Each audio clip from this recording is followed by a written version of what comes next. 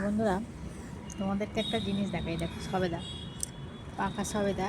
কিন্তু পাকা সবেদা হলে তবে কাঁচা অবস্থায় মানে পাড়া হয়েছে, তো পেরে আর তারপরে তাকে পাকানো হয়েছে। তো আঠাগুলো দেখো ধারে ধারে কীরকম সব জমাট বেঁধে গেছে। এগুলোই গালে পড়লে পিছিয়ে যাবে।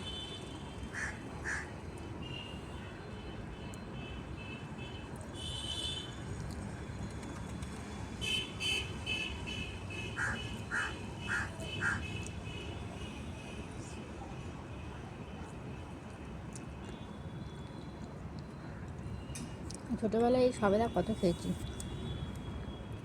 গাছে উঠে পেরে খেয়েছি। শুনলে অবাক হয়ে যাবে।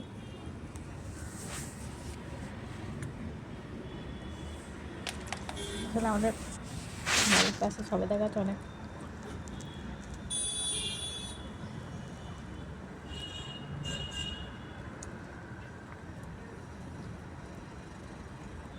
সবেদার প্রতি একটা আলাদা টান, কিন্তু সেই সবেদা আর এই সবেদা আকাশ পাতাল তফাৎ। গাছ পাকা এরকম বড় বড় সবেদা।